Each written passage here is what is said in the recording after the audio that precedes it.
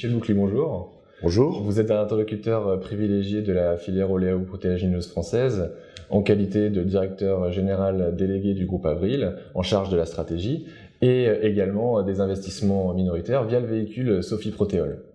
Nous avons la chance de vous avoir comme intervenant au Paris Grain Day, conférence pendant laquelle vous éclairerez l'audience avec une vision sur la filière du colza en Europe et tous les enjeux sous-jacents. Pouvez-vous, s'il vous plaît, vous introduire succinctement?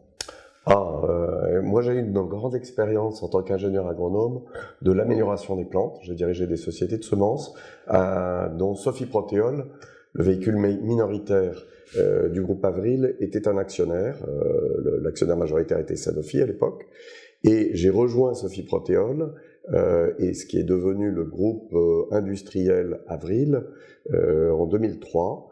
Et j'ai eu la chance de connaître l'extraordinaire développement, puisque en 2003, on faisait 300 millions d'euros de chiffre d'affaires, et en 2013, 7 milliards d'euros.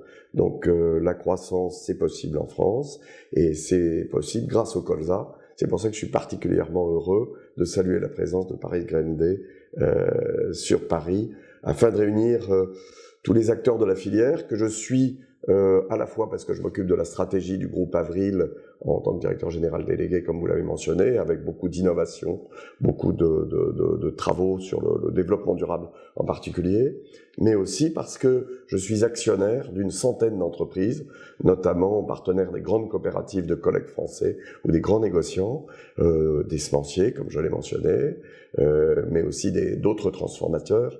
Donc ça me donne une image assez globale de l'ensemble de la filière oléagineuse, et je peux vous dire qu'il y a énormément de choses qui se sont développées en 10 ans, mais encore aussi énormément de choses devant nous pour les 10 ans à venir. Est-ce que vous pensez que l'Europe est en train de devenir chroniquement importatrice de graines de colza? Aujourd'hui, la dynamique de nos marchés, l'importance de nos capacités industrielles fait que nous sommes effectivement en position d'importateur. Ça dépend, le volume dépend des années climatiques. Je crois que la plante colza, c'est une plante jeune.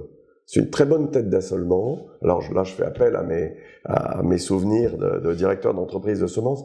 Je suis persuadé que le colza, qui est depuis peu une plante hybride, recèle un réservoir de progrès de productivité. Donc ce qui peut vous apparaître comme une structure importatrice à un instant T, et probablement pour un certain nombre d'années, peut s'atténuer par le temps, essentiellement parce que le colza, dans une année comme 2016, a montré sa résilience par rapport à d'autres cultures, en ayant certes des rendements perturbés en France, mais beaucoup moins que d'autres cultures. Donc la puissance des hybrides s'est bien exprimée sur le terrain. Et d'autre part, il y a un réservoir génétique d'amélioration qui fait qu'on peut imaginer que le colza soit choisi de plus en plus par les agriculteurs, qui développent un petit peu les surfaces, mais surtout qui développent les rendements de colza. Et moi, je pense qu'un objectif de 4 tonnes hectares peut être fixé pour les producteurs français à long terme, certes. Et votre remarque marché importateur, peut-être si entre-temps on continue à développer les débouchés, on restera importateur, mais à ce moment-là, le raisonnement serait complètement différent. Donc je suis profondément optimiste sur la place du colza dans l'assolement des céréaliers français. Avant de rendre le micro, je souhaiterais vous laisser le mot de la fin pour les personnes qui regarderont la vidéo et qui participeront au Paris Grain Day. Bienvenue à Paris. Nous sommes honorés de votre présence.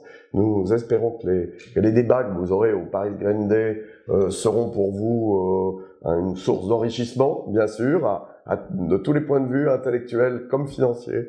Et puis nous espérons que ce séjour vous sera aussi très agréable. On est dans une des plus belles villes du monde.